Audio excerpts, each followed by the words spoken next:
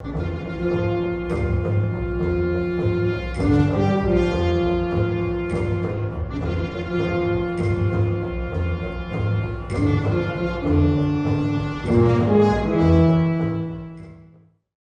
pedagoga de esta facultad. Creo que no hay de pedagogía en este grupo, ¿o sí? ¿Alguien? Hay una facultad, no sé si de colegio se hay inscrito. Bueno, pero digamos somos compañeros de facultad. Pues vengo trabajando con el uso de tecnologías en la educación desde hace muchos años. También di clases aquí sobre tecnología educativa. Y lo que bueno, primero les quiero agradecer a Iván y a Ernesto por la invitación. No soy especialista en inteligencia artificial, ya quedó dicho, así que a mí preguntas técnicas de cómo funcionan los modelos de lenguaje no se les va a poder contestar. Pero bueno, espero darles una visión un poquito de qué nos pasa a quienes estamos en el campo de la educación como profesión. Un poco en general con la tecnología y con la inteligencia artificial, y quisiera hacer un par de ejercicios con ustedes. No me gusta solo hablar, así que vamos a ver si nos da la red y lo pueden hacer desde sus teléfonos, y si no, los hacemos en conjunto desde esta computadora. Entonces, bueno, la primera cosa es que quiero acotar el campo de acción, porque el uso de la inteligencia artificial en la educación es algo muy grande, es un fenómeno multivariado donde intervienen demasiadas áreas y factores, ¿no? Entonces, adelante, podríamos hablar del uso de la inteligencia artificial en la gestión de las instituciones educativas y estaríamos hablando de educación. Entonces, vamos a ir acotándolo a no solo la educación en términos generales, sino a algo que podemos definir dentro de la educación.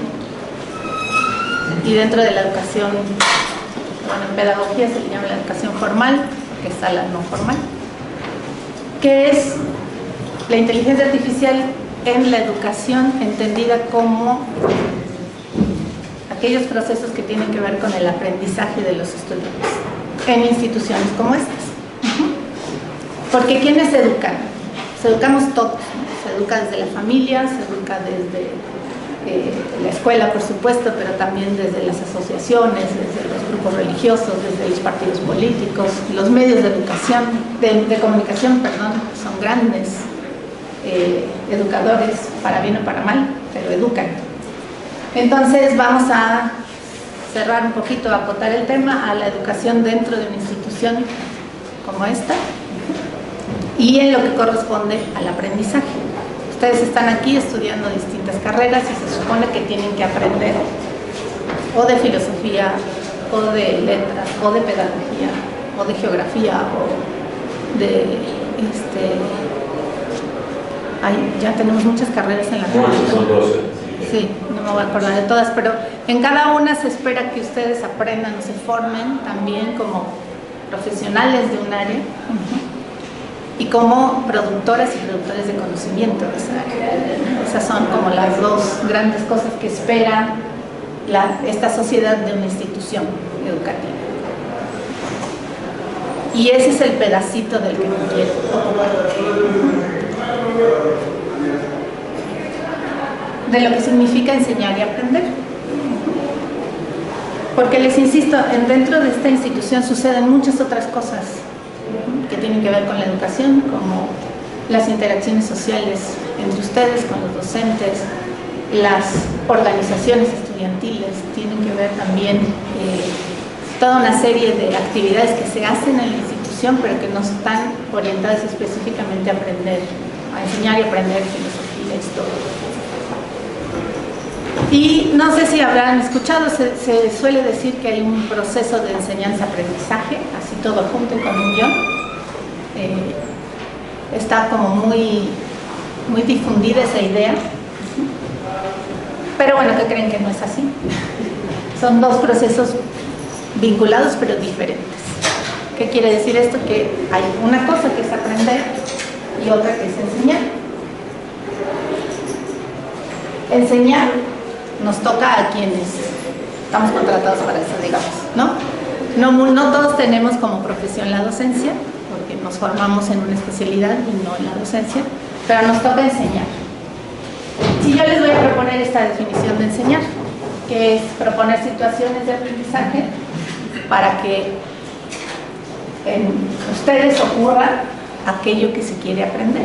Si yo quiero que ustedes aprendan movimientos sociales en la carrera de historia, tengo que diseñar y proponer una situación donde ustedes aprendan eso que se tiene que aprender, que lo dice el currículum, que lo dice un plan de estudios, pero que también hay una interpretación mía como enseñante de qué es lo que ustedes tienen que aprender.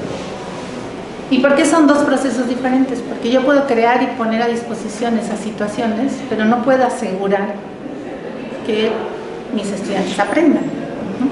El aprendizaje ocurre en cada una de las personas que aprenden. Por supuesto, es un fenómeno social, se aprende por interacción con los demás y con la situación que propone el docente, pero realmente el aprendizaje, o sea, la incorporación de nuevas herramientas para mirar el mundo, por así decirlo, que eso es aprender, se da en cada persona. Y se da de una manera, como proceso, es igual, pero el resultado es individual. No aprenden todos lo mismo, y eso enloquece a todos los profesores, ¿no? Porque uno esperaría que si uno dice una cosa, todos entendieran lo mismo. Y a pesar de que tenemos casi siglos de comprobación de que eso no es así, seguimos pensando eso. Y para acabarla de amolar, digamos que en la definición de enseñanza podríamos más o menos todos estar de acuerdo, pero en la definición de qué es aprender no. Hay perspectivas teóricas que definen cómo se aprende.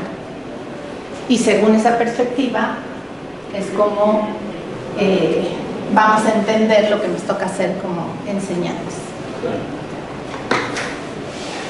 Yo les voy a mostrar dos grandes perspectivas del aprendizaje, que no necesariamente son las únicas ni nada por el estilo, pero que están como en tensión. La primera es que, aunque nadie lo enuncia así, y esto no corresponde a ninguna teoría propiamente, pero ustedes la pueden ver en ejercicio y ahorita me van a decir si en la mayor parte, si en algunas, casi nada de sus clases, que hay una concepción de que se aprende por recibir información. Es decir, alguien se para aquí, echa un montón de información y ustedes aprenden. Y después viene un examen, ¿no? Donde ustedes demuestran lo aprendido a través de, casi siempre, de cuánta información retuvieron. ¿Que ese modelo les suena conocido? ¿Sí? ¿Desde cuándo? ¿Desde la panza? No. ¿Desde el kinder? Pues sí, primaria. Primaria. ¿Y aquí qué experiencia han tenido?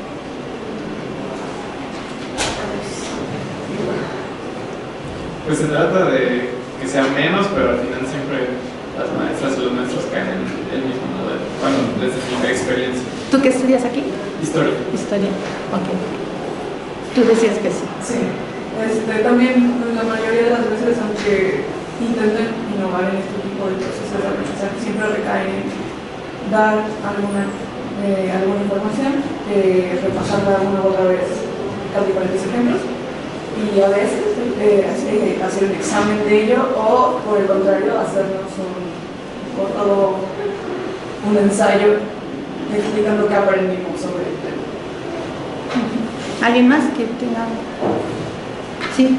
Bueno, es que yo creo que también es como un complemento, ¿no? Porque por un lado sí te recibes información y esa información pues la aplicas para una situación en particular, pero también a raíz de la información que recibes construyes tu conocimiento, ¿no? O sea, no solamente es que recibas información como máquina y lo proceses, sino también tú tienes una construcción de conocimiento. Claro. No, ustedes por más información, es lo que decía hace ratito, yo por más información que les dé, cada quien la va a interpretar desde una historia personal y la va a integrar a cosas que ya sabe y además le va a hacer sentido o no según cuestionamientos propios. Por eso hay otra versión de esto, de que para aprender es un proceso de construcción, justamente, en el que esa información se transforma en conocimiento. Pero la información sola no es conocimiento.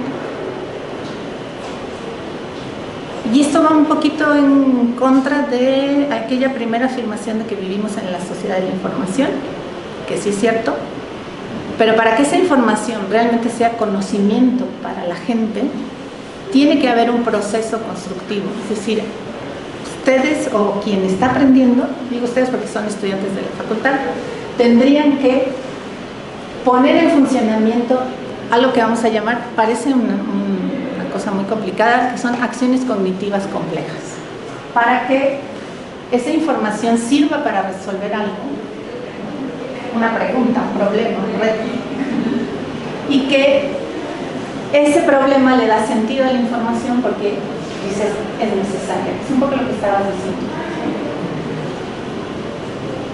Pero para que eso ocurra, tiene que haber algo más que dar información. Tiene que presentarse un problema, una pregunta, un reto, un desafío que eche a andar nuestra cognición. ¿Y por qué digo acciones cognitivas complejas? Porque no es lo mismo recordar, que en general todos los exámenes, la mayor parte de los exámenes de versión múltiple, nos piden recordar ciertas informaciones, a pesar de que dicen que evalúan el conocimiento, nos piden definiciones, por ejemplo, ¿no? Adelante. Sí, no sé, por ejemplo, estoy un poco familiarizada con la historia, tengo un hijo que estudia historia, pero no es lo mismo analizar un periodo histórico que recordar las características del periodo histórico. No es lo mismo analizar y entender qué vínculo tiene una teoría filosófica con el contexto social en el que surge, que recordar los autores, los principios de esa teoría filosófica. Recordar es importante. Sin recordar no se puede analizar, no se pueden encontrar relaciones. Pero quedarse solo en el recordar es lo que los psicólogos llaman los procesos cognitivos más básicos. Son necesarios, pero no suficientes para aprender. Yo me puedo aprender de memoria y recordar un montón de cosas, pasar un examen y, como hace la mayoría, para el siguiente semestre hacen reset y dejemos espacio en el cerebro para recordar otras cosas. Entonces, bueno, todo este rollo tiene que ver con que para poder hablar de inteligencia artificial los quiero situar primero en el campo, ya vimos un poquito de la educación así muy rápido. Y el problema de la educación y las tecnologías es que las tecnologías normalmente nunca se desarrollan con propósitos educativos. Vienen de la guerra, vienen de puede ser de la guerra bélica a la instancia del siglo XX, pero también de la guerra económica, de la guerra de los datos, ¿no? Que vienen de otro lado. Y esas herramientas tecnológicas que vienen de cualquier lado se distribuyen en general masivamente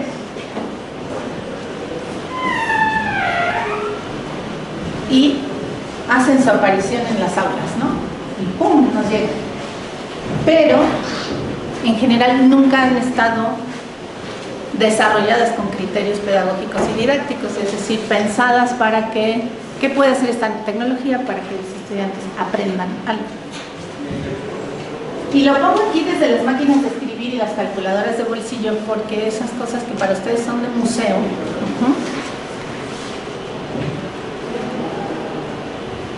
hasta la realidad virtual, el metaverso, todas las cosas que nos quieran vender. Por cierto, el metaverso hizo su aparición, debut y despedida, y pasó de moda muy rápido, pero hicieron todo un boom, ¿no?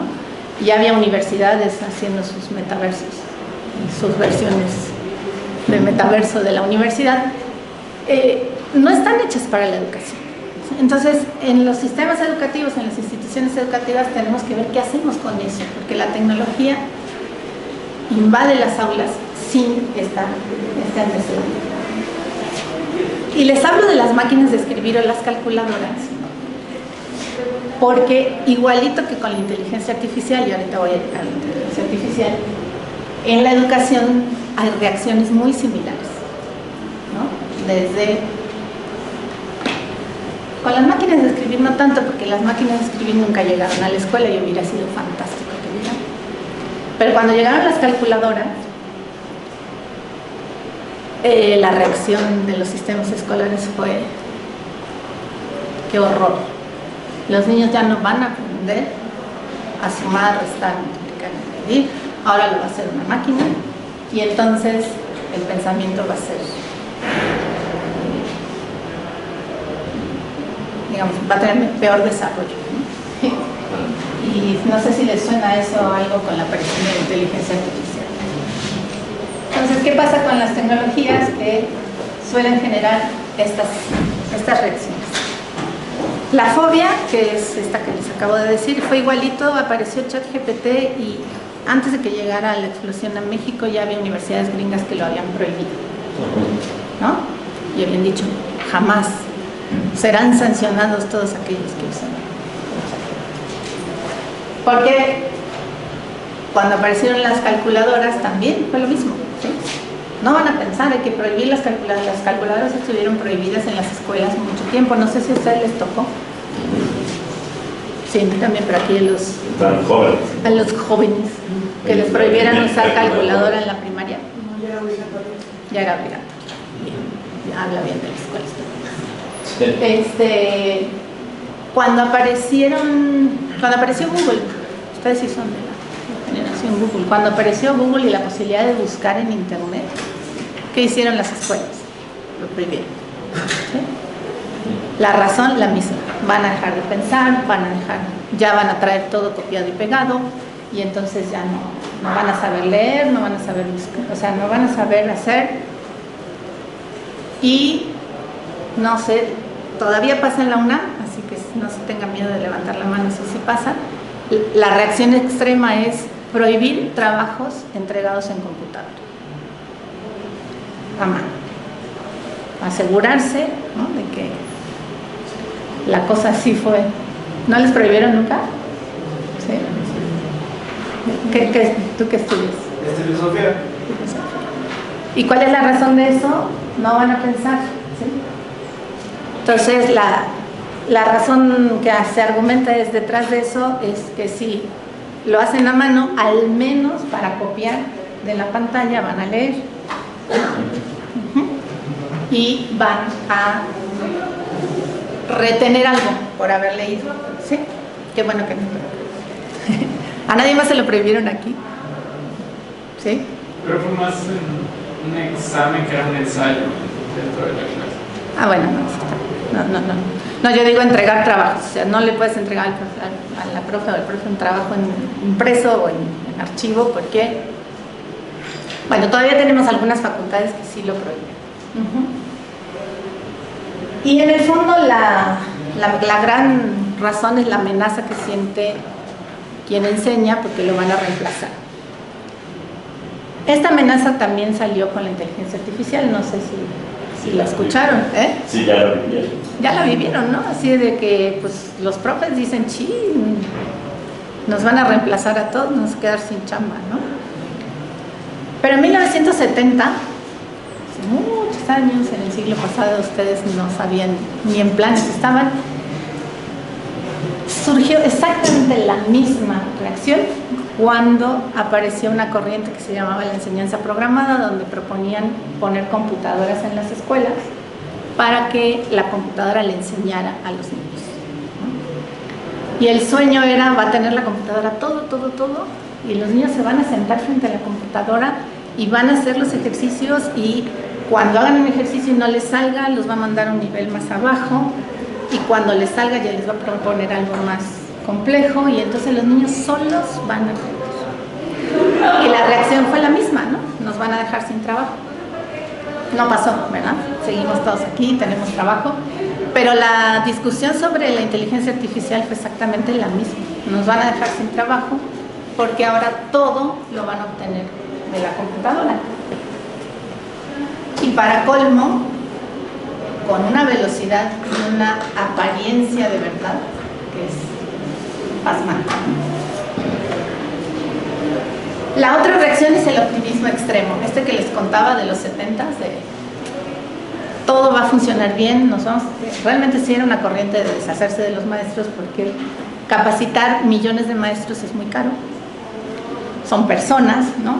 Y hay que hacer mucho esfuerzo, en cambio poner computadoras aparentemente era más barato y se podían resolver todos los problemas de la educación en la enseñanza, ¿no? Que era así sí van a aprender, vamos a controlar absolutamente todo, vamos a saber qué hacen, les vamos a dar lo que necesitan y además vamos a evaluar y vamos a saber si aprendieron. Entonces es la panacea de la educación. Y ahora con ChatGPT y la inteligencia artificial ha pasado algo parecido. Están los que dicen nos van a reemplazar, nos vamos a quedar todos sin trabajo, pero también están los que dicen pues fantástico, porque yo voy a tener como profesora mi asistente ya que me va a decir cómo hacer una clase, cómo generar un examen, cómo saber si aprendieron y además voy a poder hacer algo personalizado para cada quien, donde cada quien reciba la píldora de información para hacer el conocimiento bien necesario, que cada uno es un individuo, pero hay todo un rollo, ¿no? De las diferencias y la individualidad. Entonces tenemos estas dos cosas. Y yo lo que les vengo a proponer es, como es esta cátedra de los discursos objetivos, es a tener un pensamiento un poco más crítico acerca de... Ustedes ya vienen viendo cómo funciona la inteligencia artificial, qué es los modelos del lenguaje. No hace falta saberlo a profundidad en el sentido de que, bueno, Iván es el que es el investigador en eso, ¿no? Pero saberlo ayuda a poder pensar sobre las herramientas tecnológicas. Y cuando hablamos de educación pasa lo mismo, es decir, tenemos que saber para poder encontrar maneras de utilizar eso que la tecnología nos propone sin perder de vista qué es lo que queremos que aprendan los estudiantes. Sin caer en la fobia, porque además prohibir algo es bastante tonto, ¿no? ¿Qué van a hacer todos? Usarlo. La primera vez que se prohíbe, se usa. Y el optimismo extremo también es ingenuo, ¿no? Una herramienta no nos puede solucionar los problemas de la educación, por lo que dije al principio, porque en la educación intervienen múltiples factores. Las personas que aprenden y las personas que enseñan son personas, entonces tienen emociones, tienen situaciones contextuales particulares, tienen distintos recorridos, distintos orígenes, distintas inquietudes que hacen compleja la situación de enseñar y aprender. Y pensar que una sola herramienta va a resolver todo eso es bastante ingenuo. Sin embargo, por más ingenuo que parezca, muchos gobiernos toman decisiones en función de una simplificación de la realidad muy grave. Entonces, bueno, ya les dije, la inteligencia artificial, fobia, ¿no? Y en el caso de la inteligencia artificial, la verdad es que hay un optimismo exagerado. Porque yo digo que es el sueño de los tecnólogos de 1970, que querían la enseñanza programada adaptada a cada persona. Ahora sí se puede, ¿no? En ese momento no había la tecnología para lograrlo, pero ahora sí se puede. El asunto es decir, una cosa es que se pueda, otra cosa es que de verdad queremos eso como sociedad, ¿no? Pero bueno, hay algo de la inteligencia artificial que es particular y que no es lo mismo que cuando apareció Google o cuando aparecieron las calculadoras, y es que hace cosas que antes la tecnología no podía hacer. Ahora una máquina puede hacer las 4 cosas que hacemos con el lenguaje, que es escribir, leer, hablar y escuchar. Pero no escuchar así algo menso, ¿no? Sino interactuar. Y lo hace de una forma completamente autónoma y que es muy similar a la de los humanos. Y se dice que son capaces de pensar. Cuando buscábamos en Google,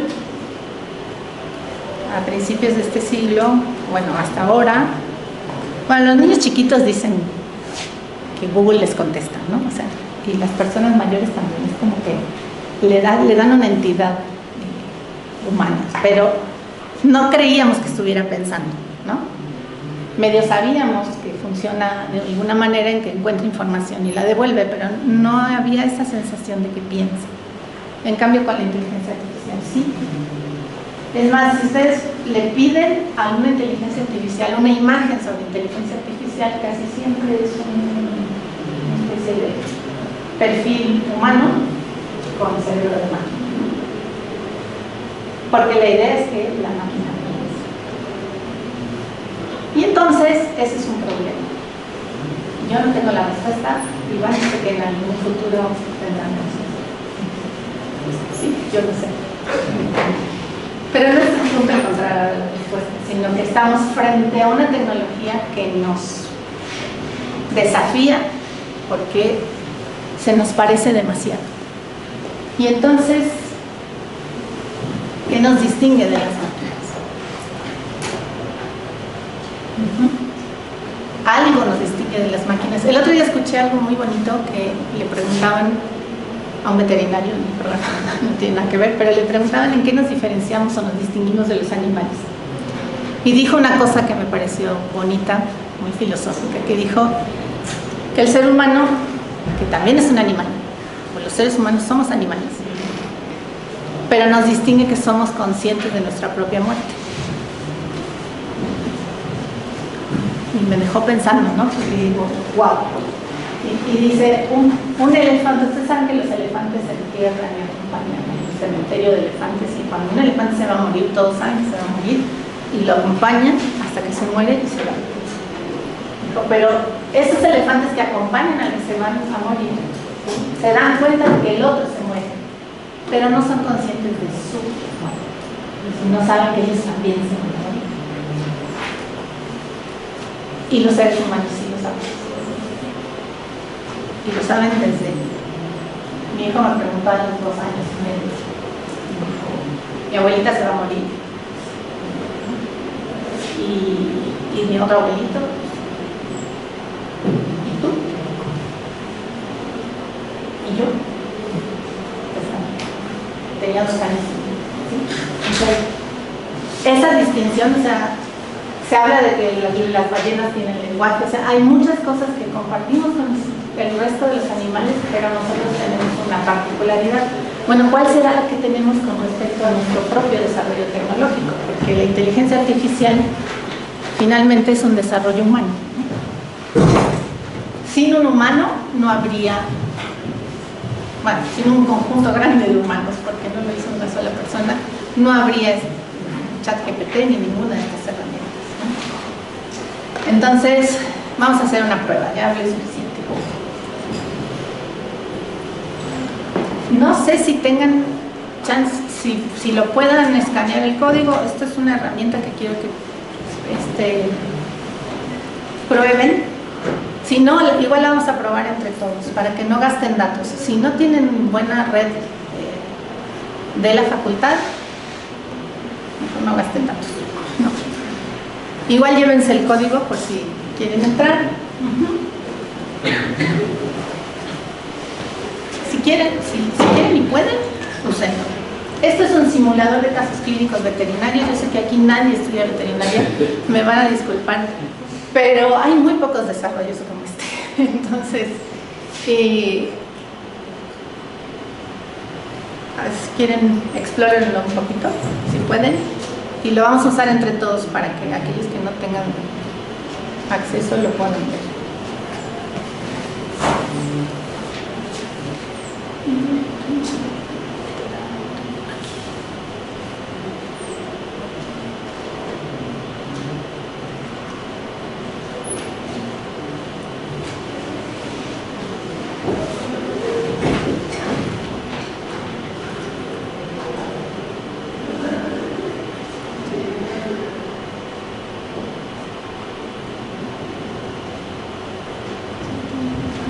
Perdón.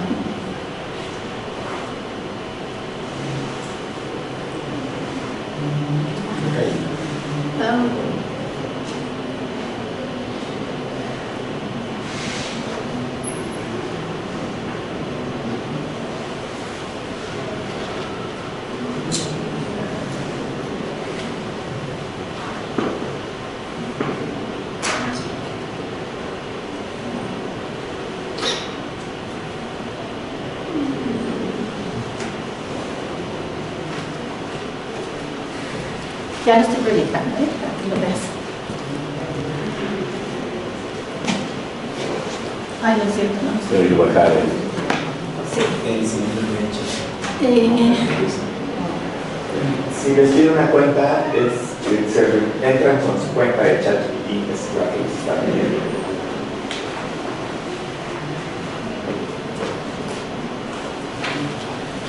¿Cómo hago para que se vea esto?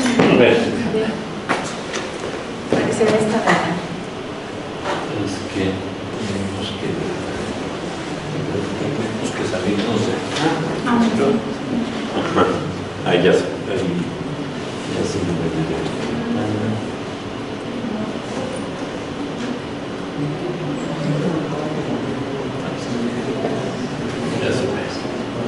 Con una letra mínima. Mínima, sí. Y eso no lo vamos a poder cambiar porque... No, ¿verdad? Bueno, se los leo. Es un simulador, dice vamos a trabajar con un canino. Aquí te presento el caso y nos presenta un caso de un canino, 5 años, labrador retriever, macho castrado. Y el motivo de la consulta es que hace 3 días el propietario notó que el perro está más decaído, ha perdido el apetito y tiene vómitos intermitentes. Hoy el perro presenta diarrea líquida de color oscuro. No ha notado fiebre, pero la mucosa oral parece algo pálida. Y me pregunta el simulador qué pasos iniciales me gustaría tomar para investigar el caso. Obvio, ninguno de ustedes tiene la menor idea. Pero yo que he llevado a mi perro al veterinario muchas veces, no sé. Esto ahorita les cuento cómo está hecho. Pero supongamos que estamos estudiando veterinaria, ¿sí? Y que me pregunta cuáles son los pasos iniciales para empezar un diagnóstico. Bueno, en general el primer paso es una exploración física del animal, porque el animal no te puede decir que le duele aquí, ¿no? Como un humano. Entonces todos los veterinarios lo primero que tienen que hacer es hacer una exploración física. Entonces si tienen ahí su propio caso, yo lo voy a poner aquí, le voy a decir que hagamos una exploración física.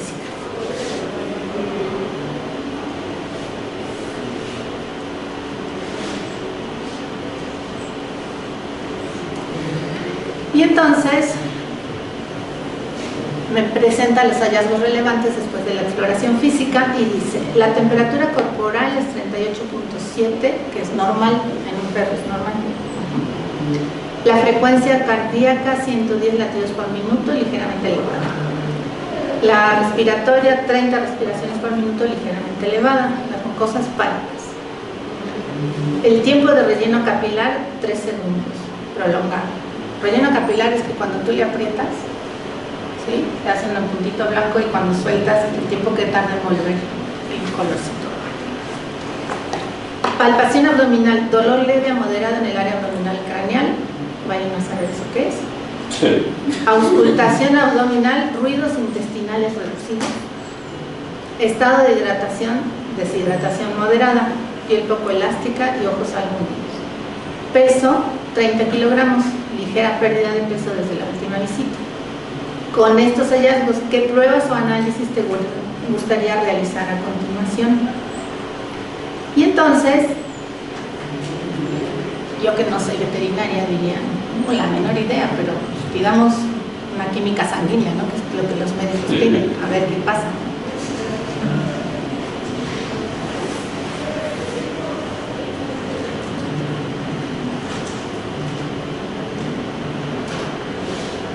Le pido la química sanguínea y me dice que tiene la glucosa normal, la urea normal, la creatinina normal, la no sé qué cosa la tiene normal. Casi todo está normal. Y me pregunta qué interpretación haces de estos resultados. ¿Qué otros pasos o pruebas adicionales considerarías?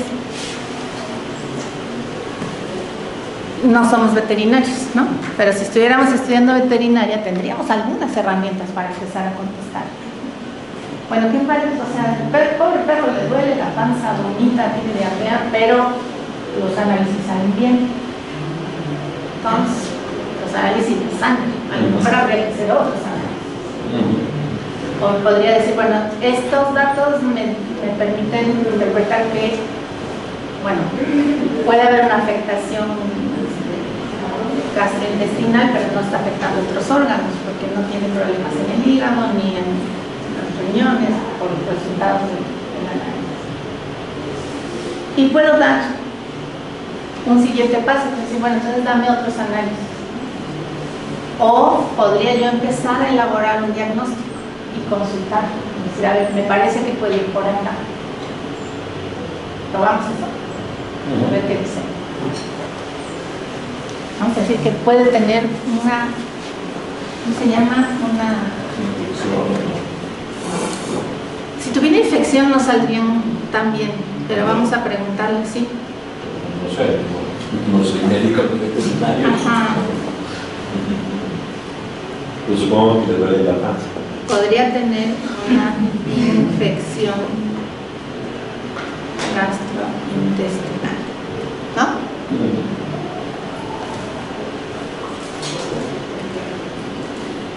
Dice que una infección gastrointestinal podría ser una posibilidad considerando los síntomas clínicos como vómito, diarrea oscura y los hallazgos de la química sanguínea que sugieren deshidratación y posible afectación hepática. Ajá. Sin embargo, también hay que considerar, y te dice todas las otras cosas que podrían ser a partir de estos datos. Que podría tener gastroenteritis infecciosa, pancreatitis, enfermedad hepática, hemorragia gastrointestinal. Y te propone que para confirmar la primera, la gastrointestinal, te propone algunos estudios. ¿Cuál quieres? Bueno. No importa, pero te dice, podrías, o sea, de tu posible diagnóstico, sí es correcto porque estás tomando bien, interpretando bien los datos, pero también habría otras posibilidades y que para confirmar esas otras tienes a tu disposición otros estudios de laboratorio. ¿Cuál quieres tú? ¿No? Bueno. No se van a volver veterinarios. Seguro. Seguro que no, sería terrible. Entonces, digo, después pueden seguir jugando, pueden diagnosticar gatos, conejos, peces. Peces, ¿Vieron ustedes que en la facultad de veterinaria se puede diagnosticar? sí, claro. Cada cosa, uno no se imagina. Bueno. Una pregunta, ¿este es producto de un profesor de veterinaria? Ahorita les cuento. Entonces, en realidad esto no es lo importante, sino que con este ejemplo, lo que les pregunto es, aquí, ¿quién piensa? ¿Se acuerdan que la pregunta era, ¿piensan las máquinas? ¿Qué nos distingue de las máquinas? ¿Quién piensa?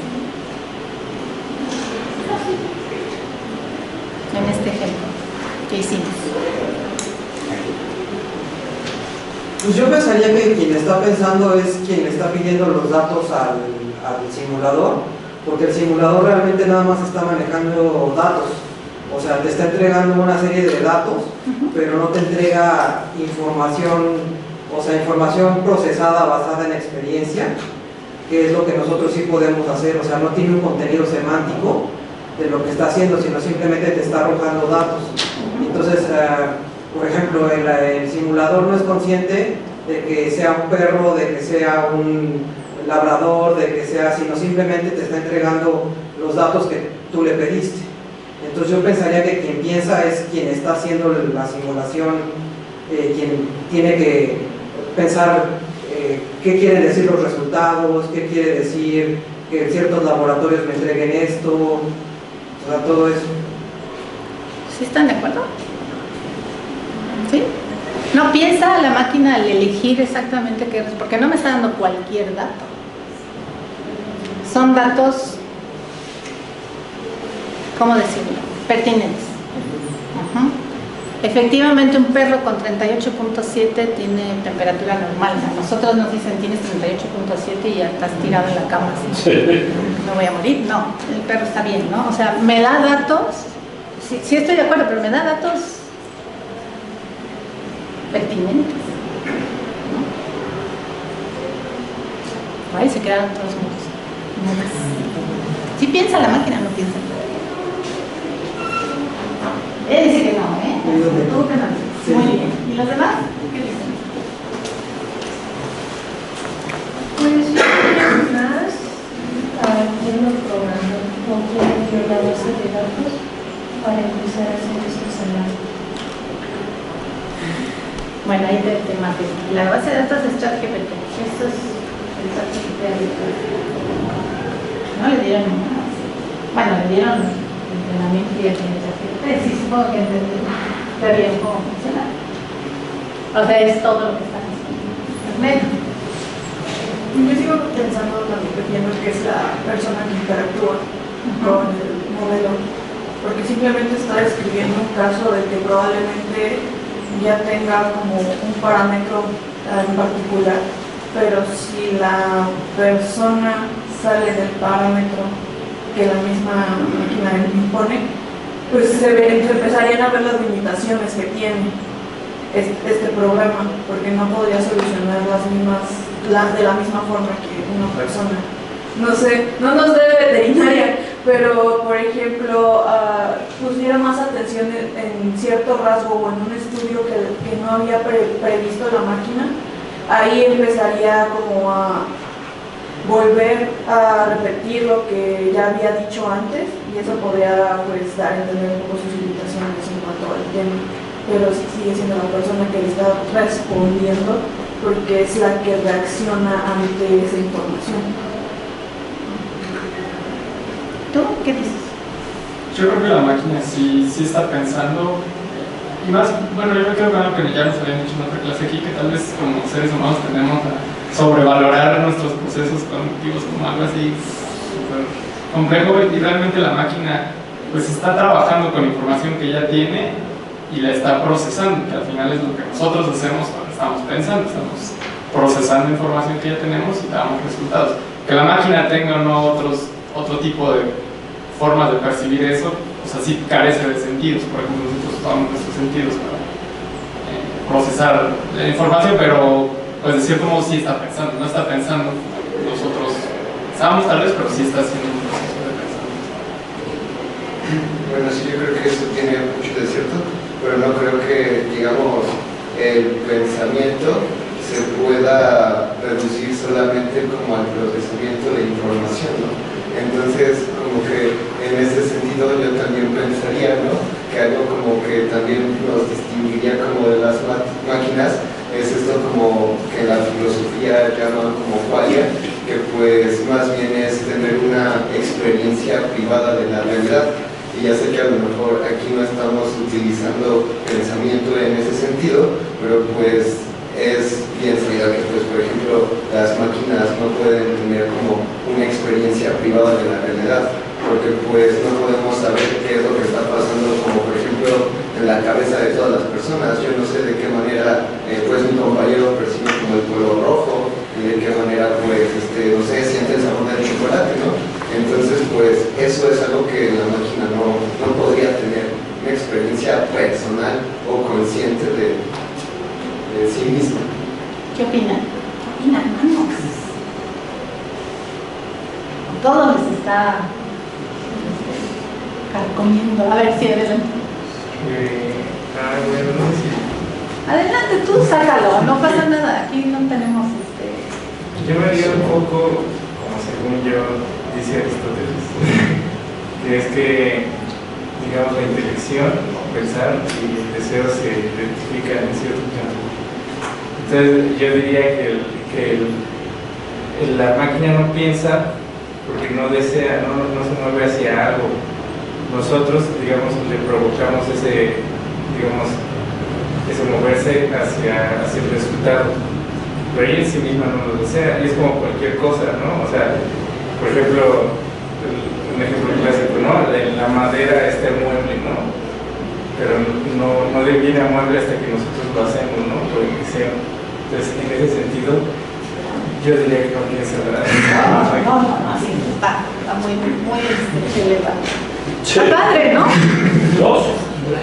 Pero está bien, o sea, tenemos muchos puntos de vista, ¿sí?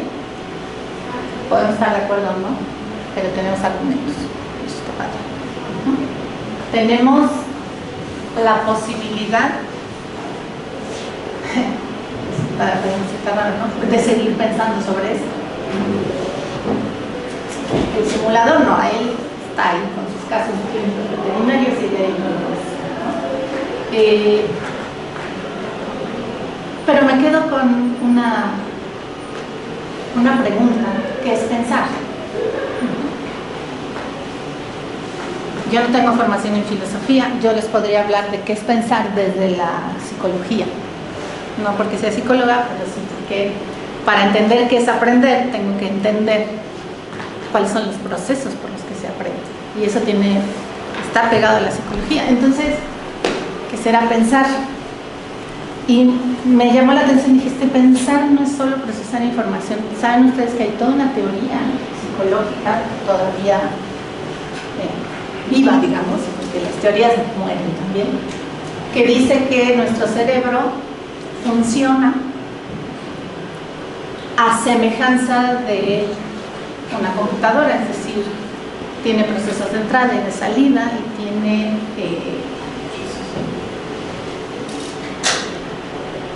procesa información. Y hay toda otra corriente que dice que ustedes están completamente locos, ¿no? Eso es lo bueno de las humanidades, que no podemos decir lo opuesto y acusarnos de que no tenemos razón, y realmente hay bastante dificultad para ponerse de acuerdo, ¿no?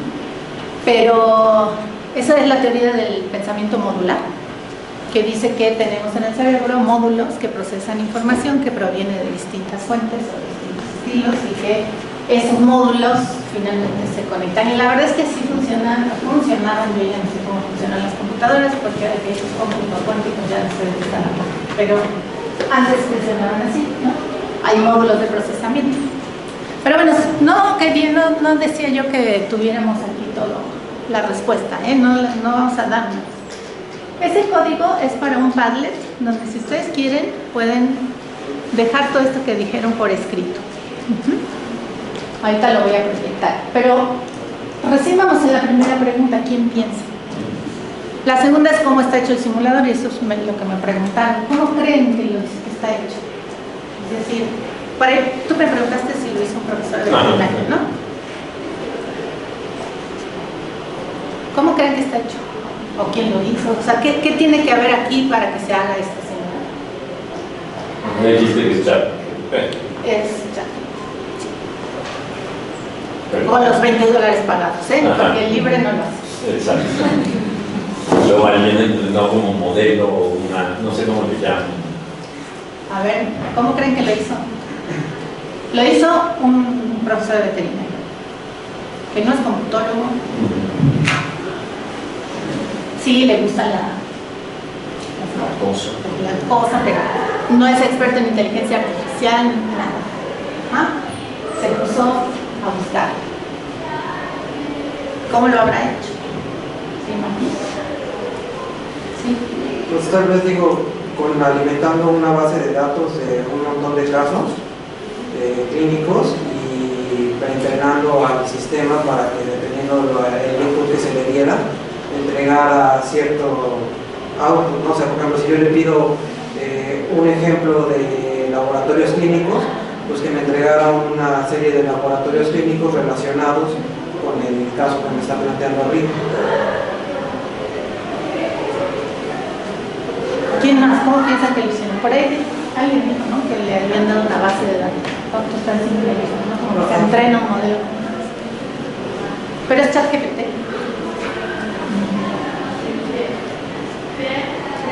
Pues mediante Machine Learning, como metiendo un poco casos que han existido y clasificándolos, o sea, porque pregunta como escoger la especie, ¿no? Como dividirlo entre la especie y ya depende de la especie que pidas, te arroja una. Pero este señor es veterinario, ¿eh? No sabe de Machine Learning. Cosas raras. Sabe los seres con mi mano. ¿Sí van?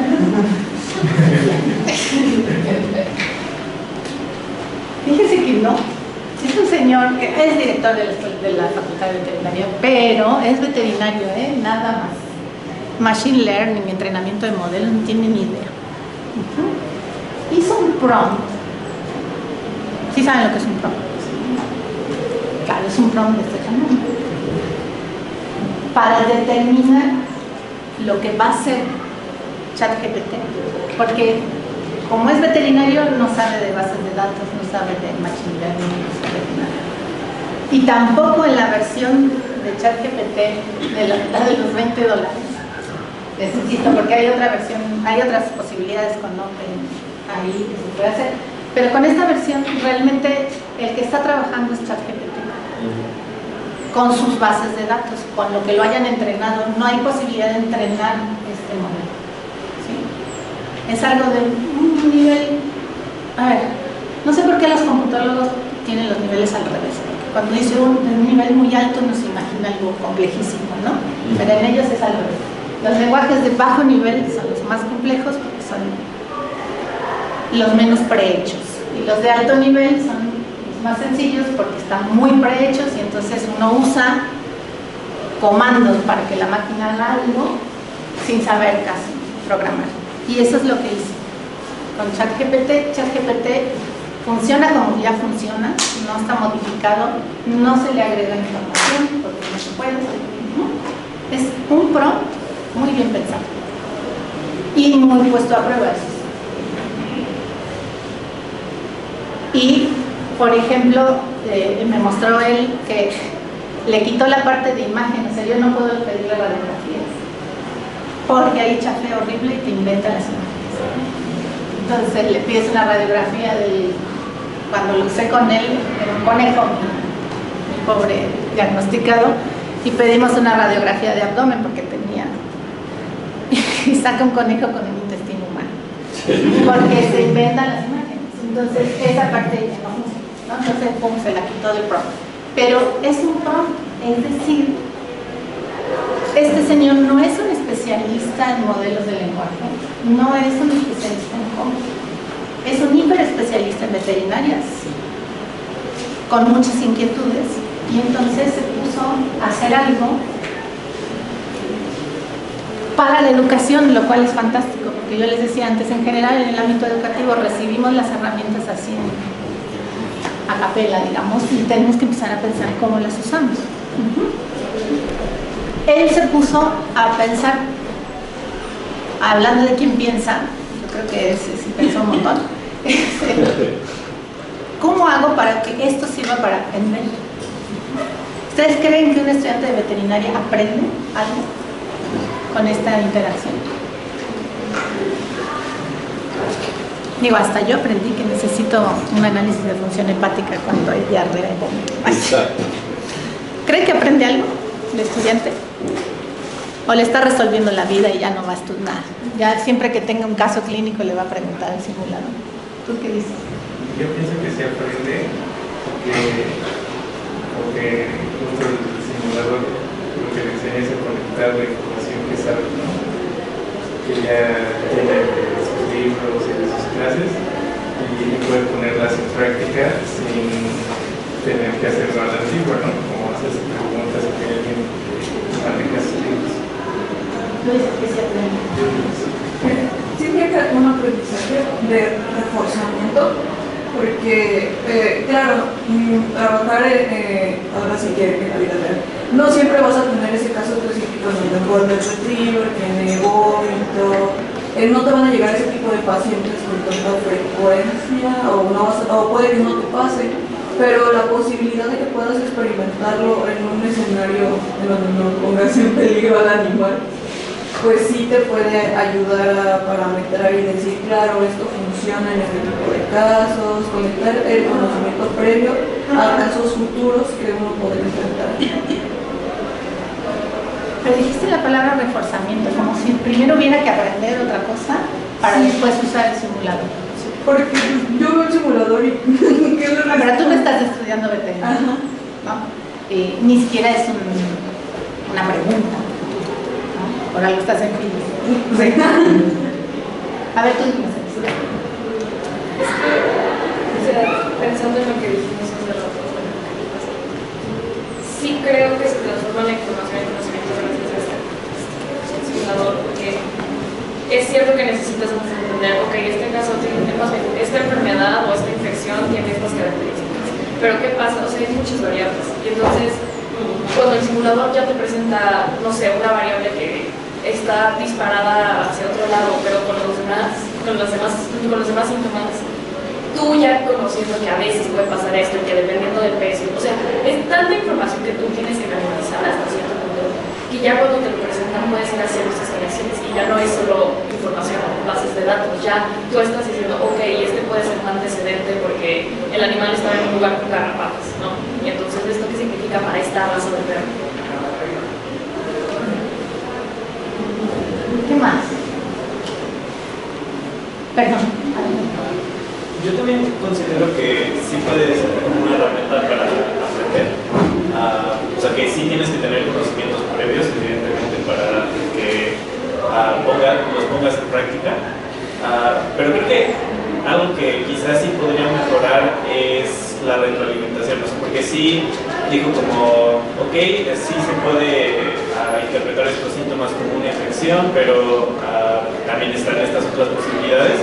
O sea, creo que quizá algo de alimentación extra, o sea, como de un nivel un poco más alto, o sea, como de quizá te estás apresurando un poco, o sea, también hacer esa conciencia creo que es valioso, ¿no?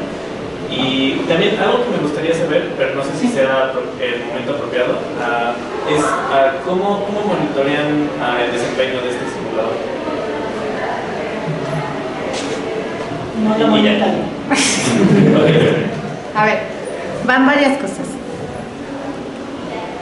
En ustedes está muy presente la idea de que para poder resolver esto, primero tengo que saber.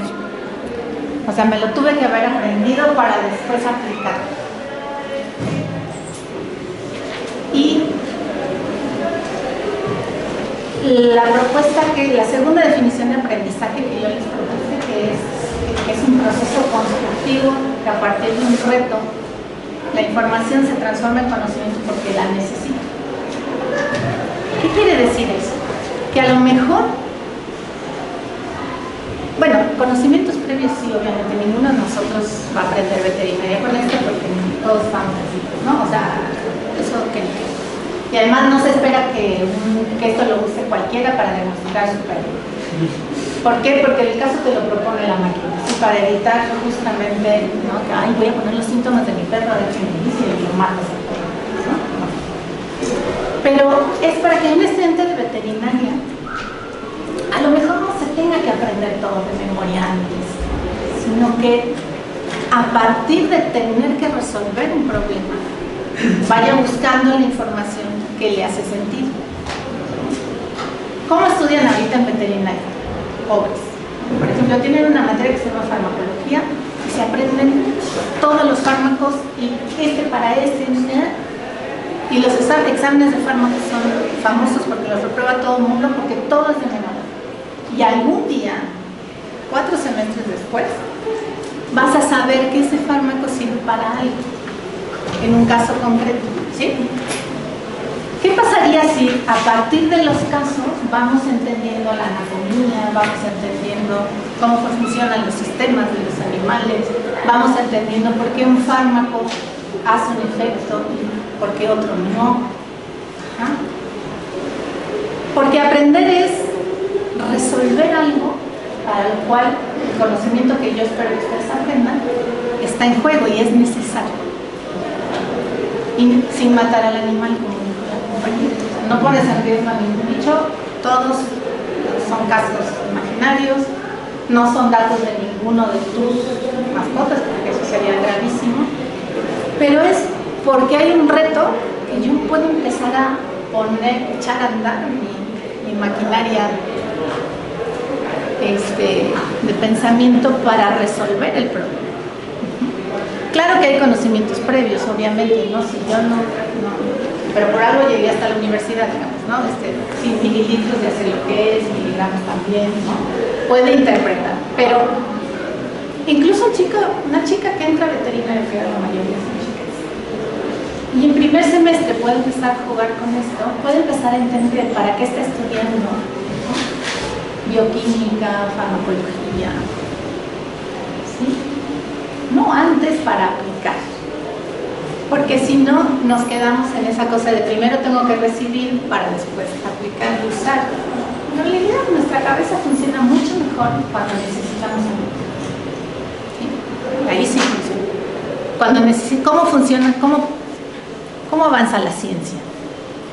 O la filosofía, la historia. Porque queremos saber algo que no sabemos. ¿Sí? Si no hay esa necesidad de saber algo que no sabemos, no pasa nada. Entonces, bueno, ¿cómo se monitorea? No se monitorea, porque como esto lo hizo un veterinario usando ChatGPT, que no tiene manera, porque todos los datos los tenemos. Entonces, ¿qué hizo este señor? Dijo, yo no soy computólogo, no me espera. Fue al Centro de Ciencias de la Complejidad y le pidió a algunos investigadores en cómputo que lo ayudaran a sacar esto de ChatGPT. ChatGPT te vende su API, se llama, y tú lo puedes hacer local y sí lo puedes alimentar con datos mucho más precisos, ¿no? Pero además lo puedes, con un equipo de desarrollo de cómputo que sabe un montón, puedes hacer que, ya que es local, en un centro de datos gigantesco, porque si no tampoco funciona, le pones o desarrollas un programa que tenga los datos y que sepa cuando cada usuario qué hizo. Y eso es lo que quería el director veterinario, es decir, yo quiero poder monitorear cómo les va, qué casos resuelven, qué casos se atoran, con cuántos pasos lo resuelven. Con esto que decías, ¿no? Le tiro el primer diagnóstico que se me ocurre o voy paso a paso. O, y es algo que lamentablemente pasa en toda la medicina, le pido todos los análisis posibles por la duda, ¿no? Hasta una tomografía de cráneo total está disponible. Y entonces el dueño del animal paga mejor, ¿no? Entonces, ese monitoreo es el que realmente lo haría una herramienta educativa, porque nos permitiría analizar y saber qué tanto está funcionando esto para formar los estudiantes, ¿no? Se puede, sí se puede. Se puede, pero ya no lo puede hacer uno como profesor, ¿no? Necesita. Bueno, ya dijimos casi todo. ¿Y qué procesos cognitivos se ponen en juego? Sí lo dijeron ustedes, ¿no? Es vincularlos. No es solamente reproducir información, sino es establecer vínculos entre los datos para poder generar en este caso un diagnóstico, que es una predicción. Bueno, ya no sé qué hora estoy.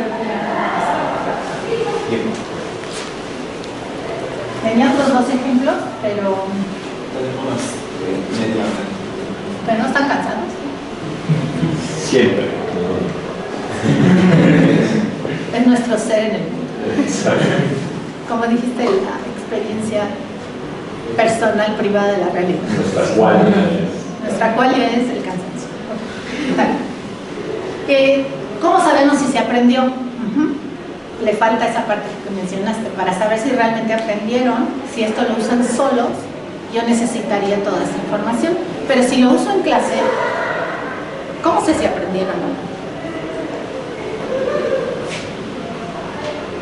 Lo puedo usar así como con todos ustedes y decir, a ver, ¿y tú qué opinas? ¿Y tú qué diagnóstico crees? ¿Y tú qué estudios le pedirías? ¿Sí? Antes de lanzarse ahí a la máquina. Y tendría que empezar a echar ojo de qué tipo de diagnóstico están proponiendo, qué tipo de estudios piden, ¿no?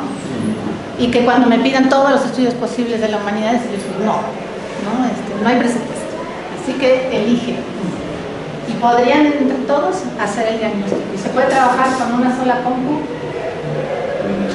y un grupo grande, ¿no? Pero para saber si aprendieron, en realidad yo no necesito un examen.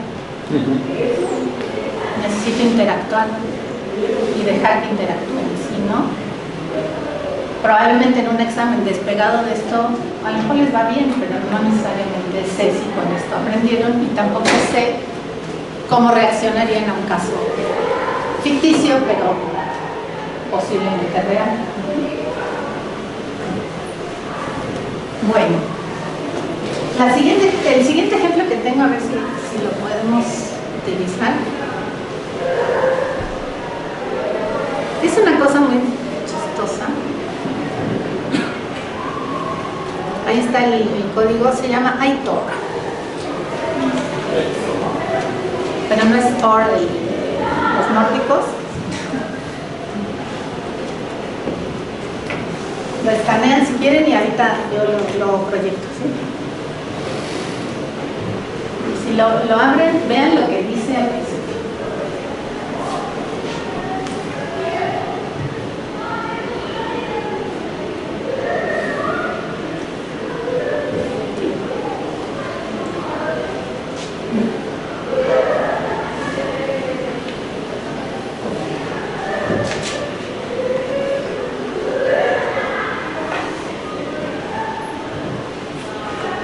Ya le puedo quitar de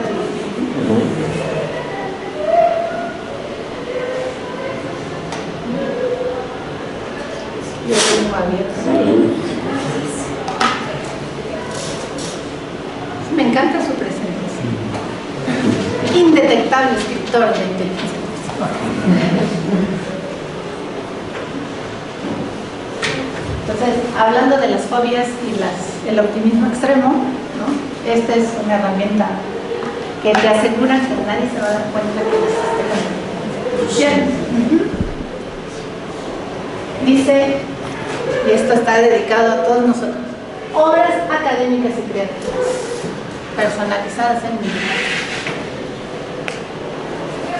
Pues ya no tienen que hacer trabajos para la escuela, se los piden a esto, porque el ChatGPT sí es medio predecible, ¿no? Siempre tiene la misma estructura y siempre te pone en conclusión. Entonces ya cuando dicen conclusión todo el mundo sabe que se lo robaste a ChatGPT, pero te promete que es indetectable. Hagan una prueba. Es gratis, hasta cierta cosa, ¿no? Entonces tienen dos opciones, ensayo y revisión de literatura. Entonces, a ver, ¿qué quieren? ¿Qué se les antoja hacer? Revisión de literatura. ¿De qué tema? Nada. Del tema. Así estaba pensando en el tema. ¿Cuál es tu tema? Divulgación de la ciencia.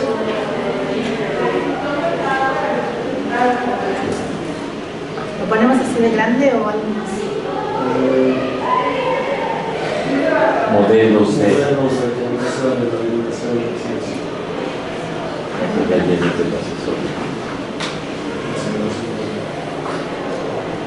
Mira, nada, puse modelos de común y ya se puso a pensar. Comunicación de la divulgación de la ciencia. Divulgación de la ciencia. Ah, de la ciencia.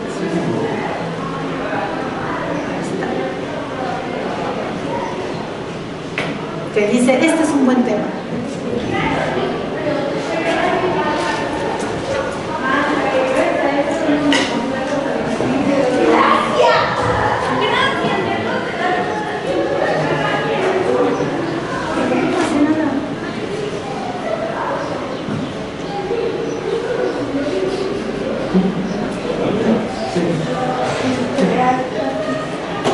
Ah, porque tengo que iniciar sesión, perdón. Y es que yo estoy con Google.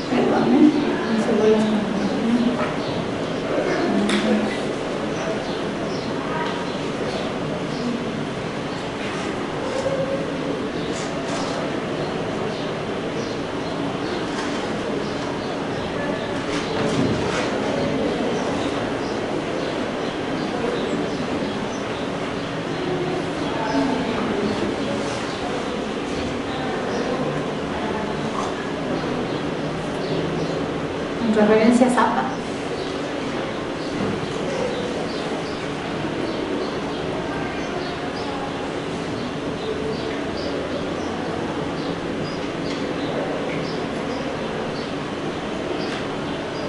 Bueno, entonces me sacó 3, porque le puse pocos símbolos, ¿no? 2015, 2018, 2017.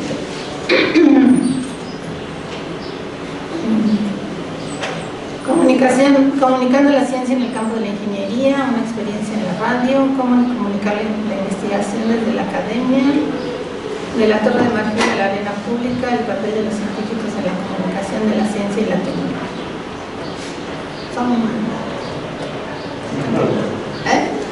más o menos. Bastante chapa. Sí.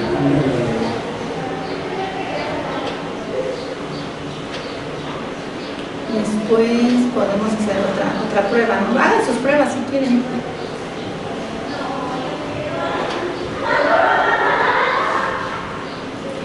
Y este es sobre qué te gustaría que escribiéramos. Vamos a ver si quiere escribir. No puedes escribir. Hasta ahí está porque es un copia.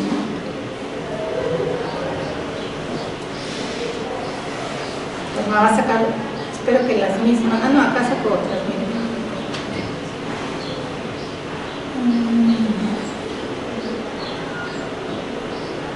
No sé si conoces sus autores. Adina Lerches, 2022.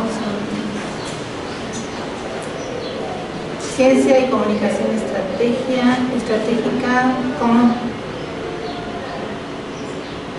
¿Cómo pueden las universidades atraer a los estudiantes del high school? En busca de modelos, una investigación, el uso práctico de modelos de comunicación de la ciencia en la producción del periodismo científico. Bueno, lo que tiene Aitor es, perdón, es como volver al inicio. Entonces, se supone que te ayuda a buscar temas, que te puede crear esquemas, crear el trabajo completo o ayudarte a escribir como coautor, digamos. Y todo en el idioma que tú hablas. ¿Ahí quién piensa? Volvamos a las mismas preguntas.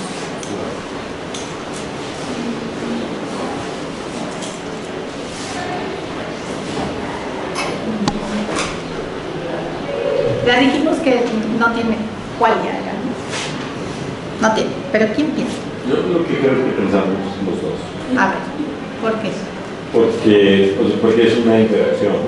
Es decir, yo le pido que como vimos ahora, yo le propongo un tema y la máquina hace, es decir, yo quiero pensar qué piensa, hace una serie de procesos que desconozco cuál es su naturaleza, pero me arroja un resultado a partir del cual yo puedo continuar desarrollando mi propio pensamiento, mi propia escritura en este caso. Y yo creo que es un esfuerzo compartido entre nosotros. ¿Qué opinan?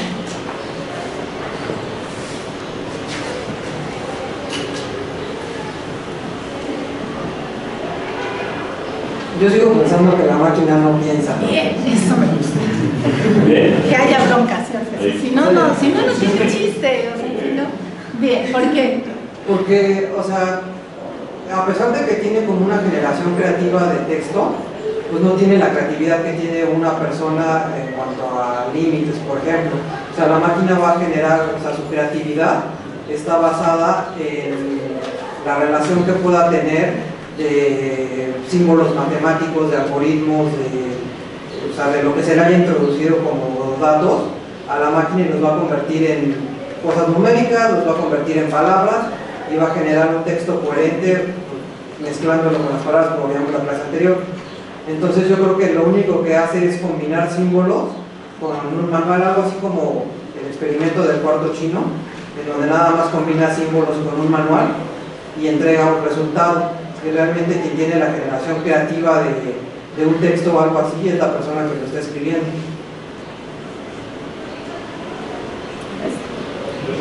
Yo, pero durísimo. Muy bien. ¿Qué piensas? Pues también creo que los dos piensan, porque, o sea, no, la creatividad no define el pensamiento muchas veces. O sea, yo no podría decir que los animales no piensan porque, de cierto modo, no son creativos. Y aún así, aunque su pensamiento sea distinto del otro, justo no puedo ser contundente en decir que no piensan. Entonces, pues si tratamos de empatar el pensamiento a cómo lo conseguimos como humanos y siempre vamos a querer pues adaptarlo a eso, pues sí va a ser muy difícil decir como, pues sí, la inteligencia artificial piensa, como nosotros, no, pues no, nunca lo va a hacer, pero sí piensa de cierto modo. Entonces, pues sí, y también la otra parte, la que está metiendo la información, el simple hecho de pues no querer que lo cachen, querer entregar un ensayo el próximo día, pues ya ahí también está pensando, no en temas justo de creatividad, de otras cosas, sino en otras cosas que es lo que decía, ¿no? Cuando estamos ante problemas es cuando nuestro pensamiento tal vez funciona de mejor forma. No para aprender lo que el profesor quería que aprendieras, pero que está pensando, está pensando. Okay. ¿Qué más? ¿Quién piensan? ¿Se dieron cuenta de que usé la palabra pensar de otra manera? Piensa. Es decir, que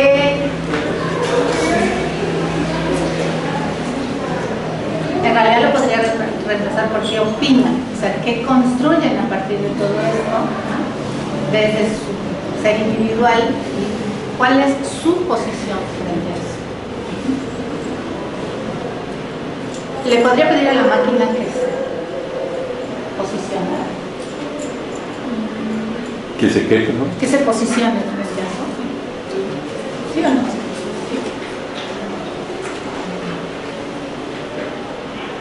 ¿Y sería lo mismo que posicionarnos nosotros?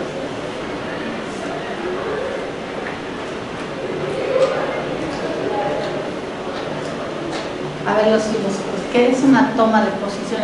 ¿Qué es asumir una postura frente al mundo?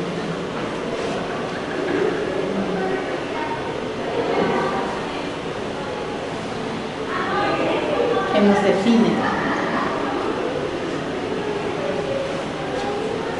Es todo esto buscando si, bueno, podemos ponernos de acuerdo, bueno, los dos piensan, ¿no? De distinta manera, por supuesto, ¿no?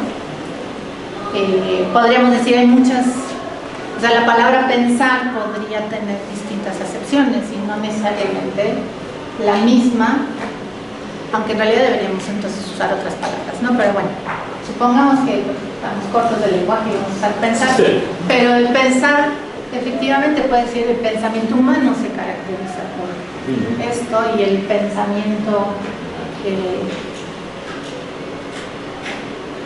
artificial, no sé cuál sería, vamos a ponerle otro nombre, se caracteriza por esta otra cosa.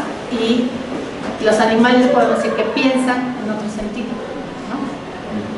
Entonces ahí nos meteríamos a tener que definir, bueno, qué es el pensamiento humano.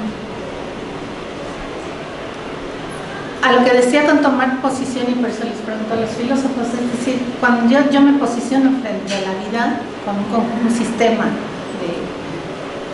de concepciones sobre el mundo, un sistema de valores sobre el mundo, que me hacen conducirme de determinada manera en muchas situaciones. Y van a decir que soy fanática, pero para mí esta definición de cómo se aprende es una manera de mirar el mundo, porque es una manera de posicionarme frente al mundo y decir, si esto es aprender, quiere decir que quien tiene la responsabilidad de buscar las formas de que los otros aprendan somos los maestros, y no podemos achacarle al alumno y decir es que no piensa, que no aprende, sino que es también una manera de posicionarse frente a cosas que se dicen en los medios, como que, bueno, pues obviamente los sectores sociales favorecidos, los mismos sectores sociales favorecidos, pues no aprenden, ¿no? ¿Y quién tiene esa responsabilidad?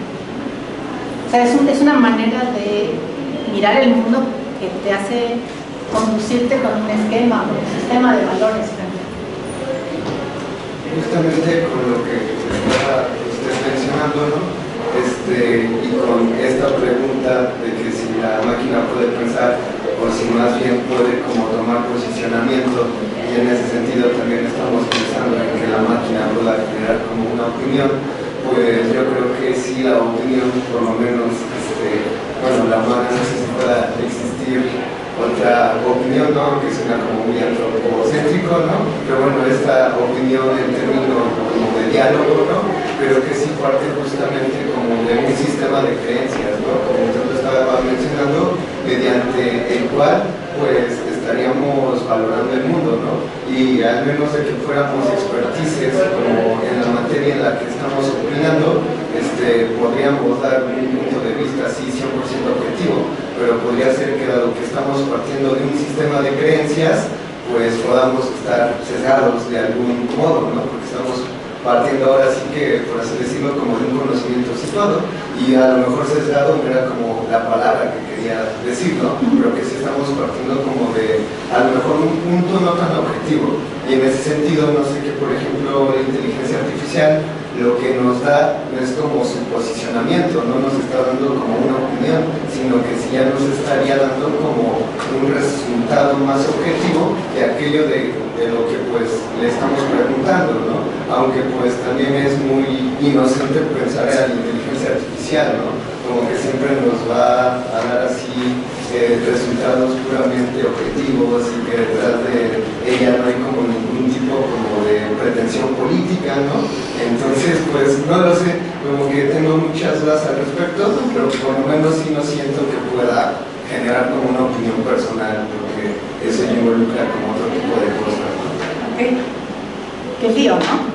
Sí. A ver. Justamente yo pienso que muchas veces tenemos creencias que no están basadas en evidencia, entonces a veces también es difícil darnos evidencia y hacernos pensar lo contrario de nuestro sistema de creencias, pero en cambio una inteligencia artificial sí se le puede hacer cambiar su sistema de creencias con lógica, porque es un proceso que lleva a cabo en su raciocinio y dice, claro, tiene sentido. Y me recuerda mucho un caso en donde el Vaticano había puesto un sacerdote virtual.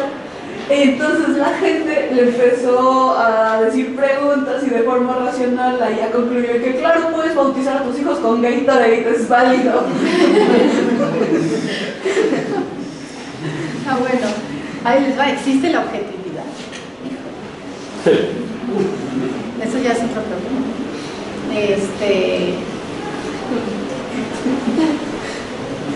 No, bueno, nosotros con Gatorade no. Pero existe la objetividad. ¿Es objetiva la inteligencia artificial? No, déjalo. Es objetiva. O sea, el resultado que nos da es objetivo, es decir, no tiene sesgos, no tiene...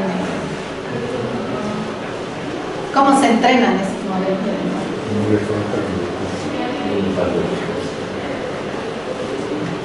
¿Cómo se entrenan los modelos de lenguaje? Los algoritmos, estos modelos necesitan información, entonces entiendo lo que dices, que no va a ser una cosa personal. Yo sí creo que si va a haber algo bien controversial, que todo el mundo esté en desacuerdo. No sé, pero por ejemplo esto de que los jueces hay que elegirlos por votación y todo lo que pasa ahorita, pues podría adoptar una posición, ¿no?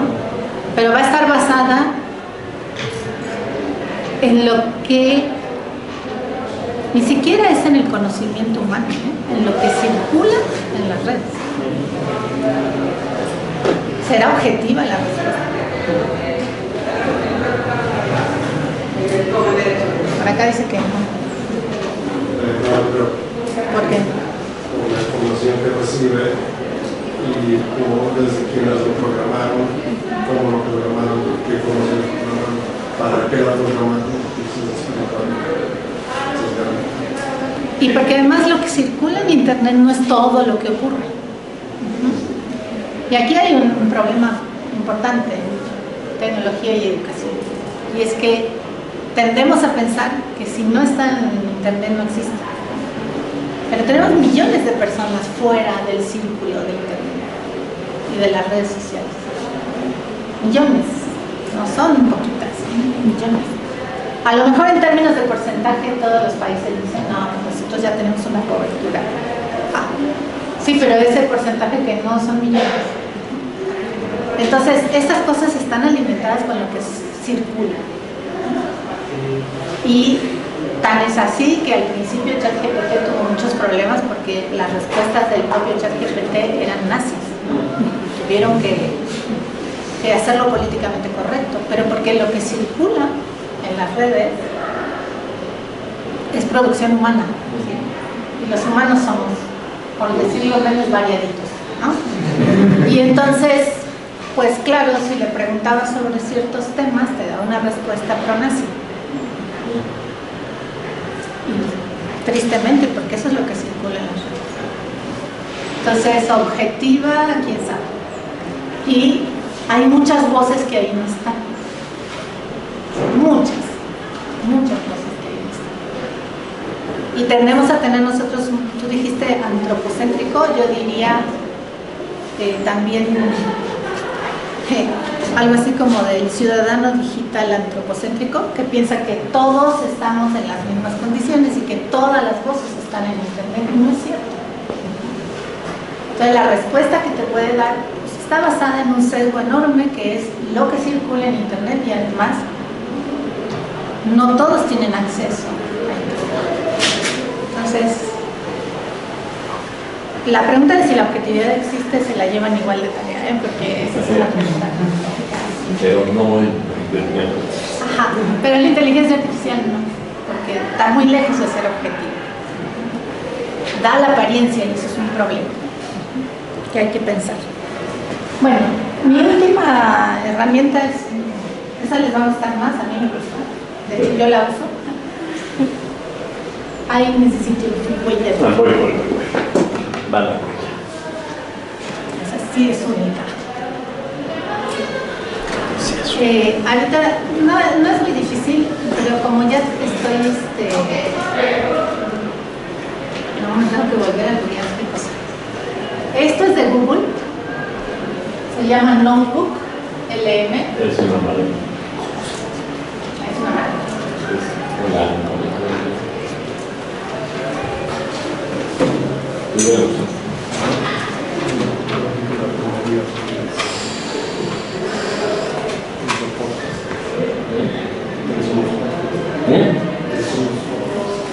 Hizo un podcast.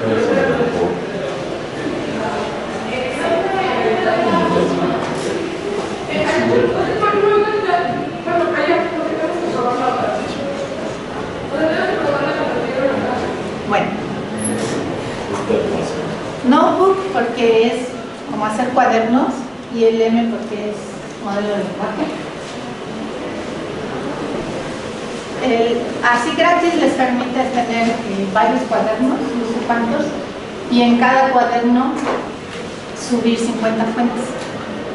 Que para un trabajo está. Para un trabajo de asignatura, no, para una tesis. No es todo, pero podrían subir capítulos, ¿no?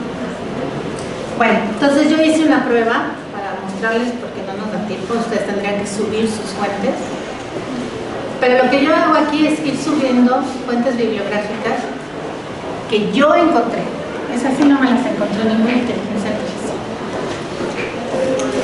Sobre el proyecto que tengo con Iván, que es sobre análisis de textos argumentativos infantiles con inteligencia artificial. ¿Y cómo analizamos la argumentación infantil? Pues es bien difícil enseñarle un modelo de lenguaje, leer textos de niños que están aprendiendo y que escriben de las formas más variadas e interesantes que ustedes puedan imaginar. ¿Y por qué? Bueno, porque la argumentación es de los textos más difíciles de lograr, que presenta problemas en licenciatura y posgrado. Una tesis es una gran argumentación y en general nadie nos enseña eso, y cuando llegamos a la tesis nos dicen, bueno, ahora haz una tesis. Y cuando la tengas lista me la traes y yo la doy. Están a puntos. Están muy cerca de eso. Sí, yo sé, por eso digo. Sí. Pero pocas veces hicimos cosas de argumentación antes. Entonces, yo hice esa búsqueda de qué se está estudiando sobre la argumentación y busqué en niños, adolescentes, universitarios. Sí lo busqué con inteligencia artificial, les hago la confesión. Lo busqué con 2 herramientas, o 3. Una que se llama SciSpace, buscar, otra que se llama Scite, un poco cara. Y con el buscador de Elsevier, que puso a prueba la Dirección General de Bibliotecas y sin fallo, pero Elsevier es una base de datos en realidad más de ciencias de la salud. Y en los 3 encontré cosas distintas. Y entonces con los 3 me quedé con la sensación de chido. No está completo, ¿no? Porque así encontré una cosa, este otro y este otro. Y lo busqué con Google Académico, que sigue siendo mi fiel amigo, y encontró más que todos los demás. Más vale, un poco más. Pero encontré demasiadas. Y lo cierto es que nadie tiene tiempo de leer todo, porque muchas veces el título y el resumen te dicen una cosa, ya cuando entras a leer el artículo es... Entonces le pedí esta maravilla de cosa. De cada fuente me hizo un resumen. Este es un resumen de este documento, este es un resumen de este documento, de este y de este. Y de este. Y después le pedí 2 cosas. No, una, la otra la borré, perdón. Y le pedí, de cada uno de los resúmenes, no se ve bien, pero están muy buenos, porque... Ay, no, es esa cosa chiquitita, pero bueno. Me hace un buen resumen, ¿sí? No inventa. Esa es una parte importante. ¿Por qué? Porque ChatGPT, Gemini y todas ellas inventan. Es decir, bueno, no es que inventen, es que parafrasean todo el tiempo, ¿sí? Porque así están programados. Y te vuelven loco, porque yo no quiero que lo parafrasee, lo que quiero es que me lo resuma y si necesita hacer una cita que la haga literal, no que me la parafrasee, porque ya no sé quién dice qué, si el artículo, si la máquina. No inventó, está bueno. Y me pone, no se ve desde allá, pero me pone numeritos, me pone citas. Es decir, yo puedo incluso ir a la fuente y leer el pedacito original para ver si el resumen está bien.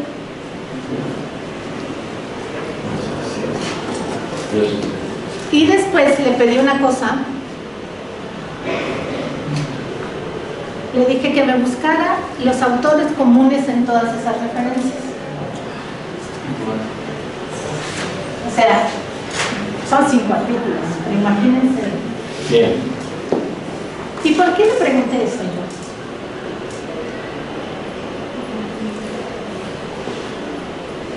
¿Qué creen? Lo dijiste, está muy bueno. Sí, ¿Por sí. qué? ¿Por qué? ¿Por qué está muy bueno? Sobre todo, bueno, cuando estás investigando un tema que no conoces bien, quizás, como que ya ves quiénes son como los referentes, ¿no? Los Por referentes ejemplo, del muy bien. tema. ¿Quiénes son los autores más citados? O sea, ¿quiénes están detrás de todo este campo de investigación? Perfecto, puede ser por eso. ¿Para qué otra cosa te serviría?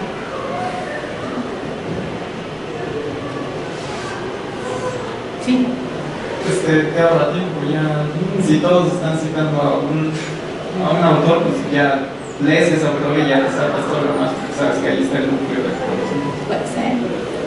Bien. Bueno, yo se lo pregunté por otra cosa. Yo quería saber qué perspectivas teóricas había detrás de los artículos. Y al pedirle que me sacara los autores comunes, iba a ver si había perspectivas compartidas. Y es genial, porque me identificó 4 autores nada más. Y después me hace una conclusión que yo no le pedí, pero que está fantástica. Sí, porque digo, pues yo ni le pedí eso, ¿verdad? Ay, no les sé. No se hace más grande, disculpen ustedes. Me dice, es interesante notar que no se encontraron autores comunes entre las fuentes que se enfocan en la argumentación infantil y las que abordan la argumentación en el ámbito universitario. Esto podría indicar una separación entre los campos de investigación que estudian el desarrollo del lenguaje en niños y la enseñanza de la escritura académica en la universidad. Sin embargo, como se mencionó en nuestra conversación previa, es posible que la investigación sobre la argumentación en niños pueda proporcionar información relevante para comprender el desarrollo de la argumentación en estudiantes universitarios, que es mi hipótesis, ¿sí? O sea, que no estamos estudiando niños nomás porque sí, sino porque ahí podemos entender problemas que después se siguen arrastrando hasta la universidad. Entonces, cuando me compara, como yo le... Pero claro, ¿por qué hizo eso? ¿Por qué le pedí eso? Yo subí algunos artículos sobre argumentación infantil. Sobre argumentación infantil y otros sobre estudios de argumentación en estudiantes universitarios, porque tengo esa hipótesis, ¿sí? De que están tan separados los campos de investigación que uno no se habla con el otro. Y efectivamente. Entonces, otra vez, y con esto terminamos, ¿quién piensa aquí? ¿Qué se necesita para que esto realmente, como bien dijeron, te ahorra un montón de tiempo? Pero si no tiene preguntas humanas, ahora sí. No sé cómo vamos a definir el pensamiento humano y el pensamiento de la máquina, pero son distintos. Eso podríamos estar de acuerdo. Y además de que son distintos, hay algo que dijo Ernesto que me parece importantísimo, y es que siempre se trata de una interacción. Porque el miedo ese de que los alumnos ahora van a dejar de pensar se sostiene sobre la idea de que funcionan como alumnos solo cuando yo les doy algo. Y no que en nuestra cabeza funcionan porque interactúan, aunque sea para hacer trampa, estoy de acuerdo, ¿sí? Pero ese que quiso hacer trampa se puso a investigar, buscó la herramienta, le explicó a la herramienta lo que necesitaba para que el profe pusiera el 10, ¿no? Porque tampoco se trata de sacar 6, ¿no? Con la ayuda de una máquina, tendrías que sacarte algo más. Es decir, siempre hay una interacción, porque los seres humanos pensamos interactuando con el mundo. Así se aprende. No hay manera de ser así como le llamaban tabla rasa en los tiempos, vacía, donde el maestro viene y deposita una cantidad de conocimiento. El conocimiento es una construcción personal, que se comparte, que se socializa, que se discute y tal. Pero yo no le puedo pasar conocimiento de mi cabeza a la cabeza de alguien. Puedo compartir información, pero el proceso de transformar esa información en conocimiento va a ser de la otra persona. Y para eso tiene que haber interacción. Entonces, pues bueno, el cierre lo deberían hacer ustedes. ¿Qué piensan sobre la relación? Ya hiciste un podcast con esto. Es alucinante, es alucinante. Sí. Lo que pasa es que se tarda un rato. Ah, sí. Pero es una cosa. Bueno, pero aquí se fueron, mi pretensión era que se fueran al menos con estas preguntas, cada vez que haya una herramienta tecnológica, la que sea. Ahorita es la inteligencia artificial. En el 2000 era Internet. Wikipedia. Va de retro Satanás. Con Wikipedia ya los estudiantes van a dejar de pensar. Y al contrario. Bueno, pero me voy más atrás con las calculadoras. Y no en la primaria. Aquí todavía en la Facultad de Ingeniería hay quien extraña sus instrumentos anteriores y aborrece las calculadoras, ¿no? Entonces, frente a una herramienta tecnológica siempre pensemos, bueno, en esta interacción con la tecnología, quién piensa, cómo piensa, qué se aprende y de qué depende que se aprenda. Y la verdad depende del grado de interacción, es decir, de qué tanto me deja a mí ser un participante activo de esa interacción. Bueno, obviamente si no habría interacción, pero no como receptor.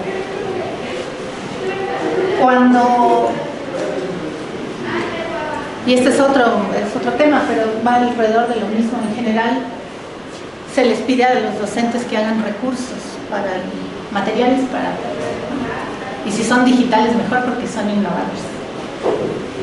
¿Y qué hacen? La mentira. Un PowerPoint lleno de información. Y uno dice, ahí otra vez estamos en, te tiro toda la información y ahí me quedo.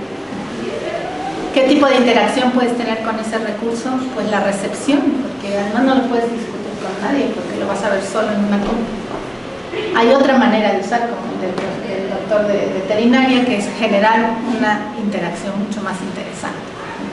Y la verdad que la tecnología, cuando se usa así, sí que sirve para porque hace cosas que no se pueden hacer sin ella. Simular esa cantidad de casos de verdad, que armar uno por uno, armar la base de datos para decirle está en Chile. Es un trabajal. En cambio, esta generación automática con ciertos parámetros, por supuesto no me da los mejores casos, pero me da suficiente para que puedan empezar a hacer lo que el objetivo de aprendizaje del doctor, que es promover el desarrollo del pensamiento diagnóstico en México. Y yo creo que sí se cumple. ¿Solo con esto? No, definitivamente. ¿No? Ninguna herramienta sola, ni ninguna situación única va a generar todo el aprendizaje. Pues aprender pues es un proceso bastante complejo y también multivariado y que necesita tiempo. Así. Bueno, pues creo que con eso ya terminamos.